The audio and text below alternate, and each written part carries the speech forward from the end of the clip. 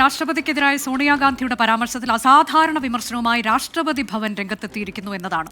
സോണിയാഗാന്ധിയുടെ വിദേശ ബന്ധത്തെ പരോക്ഷമായി സൂചിപ്പിച്ച രാഷ്ട്രപതി ഭവൻ ഹിന്ദി പോലുള്ള ഇന്ത്യൻ ഭാഷകളിലെ ശൈലിയും പ്രസംഗവും ഈ നേതാക്കൾക്ക് പരിചയമില്ലെന്നും അതിനാൽ തെറ്റായ ധാരണ രൂപപ്പെട്ടിരിക്കാം എന്നുമാണ് രാഷ്ട്രപതി ഭവൻ ചൂണ്ടിക്കാട്ടുന്നത്.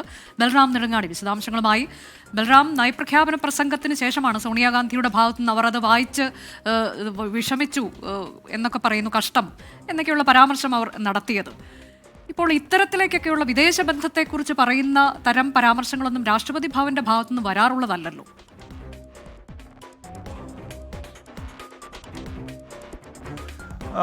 അനുജ, അസാധാരണമായ നടപടികൾ തന്നെയാണ് ഇന്ന് രാഷ്ട്രപതിയുടെ നയപ്രഖ്യാപന പ്രസംഗത്തിന് പിന്നാലെ ഉണ്ടായിരിക്കുന്നത്. പ്രത്യേകിച്ച് സോണിയാഗാന്ധി സാധാരണ നിലയിൽ ഇത്തരത്തിലുള്ള പരാമർശങ്ങൾ ഉപയോഗിക്കാറുള്ള ഒരു നേതാവല്ല. എങ്കിൽ പോലും ഇന്ന് രാഷ്ട്രപതിയുടെ നയപ്രഖ്യാപന പ്രസംഗത്തിന് ശേഷം മാധ്യമങ്ങളെ കണ്ട ഘട്ടത്തിൽ പാവം സ്ത്രീ തളർന്നുപോയി എന്ന പ്രതികരണമാണ് സോണിയാഗാന്ധി നടത്തിയത്. രാഷ്ട്രപതിയുടെ നീണ്ട പ്രസംഗത്തെ പരോക്ഷമായി സൂചിപ്പിച്ചുകൊണ്ടായിരുന്നു സോണിയാഗാന്ധിയുടെ ഈ പരാമർശം. എങ്കിൽ ഇത് BJP വലിയ തോതിൽ ഇതിനെതിരെ വിമർശനവുമായി രംഗത്തെത്തിയിരുന്നു. JP നദ്ദ അടക്കമുള്ള നേതാക്കൾ ശക്തമായ പ്രതികരണം നടത്തിയതിന് പിന്നാലെയാണ് അസാധാരണമായ ഒരു നടപടി രാഷ്ട്രപതി ഭവന്റെ ഭാഗത്തു നിന്നും ഉണ്ടായത്. സാധാരണ നിലയിൽ രാഷ്ട്രീയമായ വിവാദങ്ങളിൽ രാഷ്ട്രപതി ഭവൻ ഇടപെടാറില്ല, പ്രതികരിക്കാറില്ല എന്നുള്ളതാണ് ഇതുവരെയും നമ്മൾ കണ്ടിട്ടുള്ളത്. എങ്കിൽ സോണിയാഗാന്ധിയുടെ ഈ പ്രതികരണത്തിൽ അല്ലെങ്കിൽ ഈ പരാമർശത്തിൽ രാഷ്ട്രപതി ഭവൻ പ്രതികരിച്ചിരിക്കുന്നു.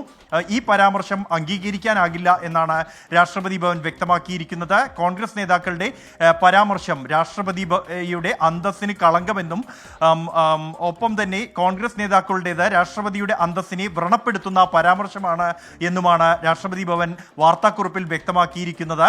കൂടാതെ പ്രസംഗത്തിന്റെ ഒരു ഘട്ടത്തിലും രാഷ്ട്രപതി ക്ഷീണിതയായിരുന്നില്ല എന്നും രാഷ്ട്രപതി ഭവൻ വിശദീകരിക്കുന്നു. ഇതിൽ സോണിയാഗാന്ധി ഉദ്ദേശിച്ചത് മറ്റൊരു കാര്യമാണ് എന്ന് കരുതുന്നു ബൽറാം. ഇതിൽ നയപ്രഖ്യാപന പ്രസംഗത്തിൽ അവർ പറഞ്ഞിട്ടുള്ള കാര്യങ്ങൾ സർക്കാരിനെതിരായ വിമർശനം എന്ന തരത്തിലേക്ക് തന്നെ ആകാം അവർ ഉദ്ദേശിച്ചതെന്ന് തോന്നുന്നു. BJP അപ്പോൾ തന്നെ രംഗത്തെത്തി. സോണിയാഗാന്ധിയുടെ ഭാഗത്തുനിന്ന് അല്ലെങ്കിൽ കോൺഗ്രസിന്റെ ഭാഗത്തുനിന്ന് എന്തെങ്കിലും വിശദീകരണം വന്നിട്ടുണ്ടോ?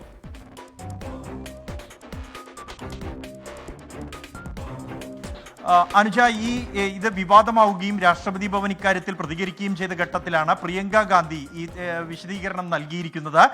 തന്റെ മാതാവിന് 78 വയസ്സായി എന്നും രാഷ്ട്രപതി ഈ പദവിയോട് വലിയ ആദരവ് സോണിയാഗാന്ധിക്ക് ഉണ്ട് എന്ന പ്രതികരണവുമാണ് ചുരുങ്ങിയ വാക്കുകളിൽ പ്രിയങ്ക ഗാന്ധി നടത്തിയിരിക്കുന്നത്. അനുജ, ശരി. അത്തരത്തിലേക്കുള്ള സോണിയാഗാന്ധിയുടെ പരാമർശം അത് വിവാദമായിരിക്കുന്നു. ആ ഘട്ടത്തിലാണ് അസാധാരണ പരാമർശവുമായി രാഷ്ട്രപതി ഭവൻ തന്നെ രംഗത്തെത്തിയിരിക്കുന്നത്. വിദേശ ബന്ധത്തെക്കുറിച്ച്, സോണിയാഗാന്ധിയുടെ വിദേശ ബന്ധത്തെക്കുറിച്ചൊക്കെ പറഞ്ഞുകൊണ്ട് അത് ആ തരത്തിലേക്കുള്ള വിമർശനം രാഷ്ട്രപതി ഭവനിൽ നിന്ന് വരുന്നു എന്നുള്ളത് ഇതാദ്യമായാണ് ഇങ്ങനെയൊക്കെയുള്ള പരാമർശങ്ങൾ അവിടെ നിന്നും വരുന്നത്.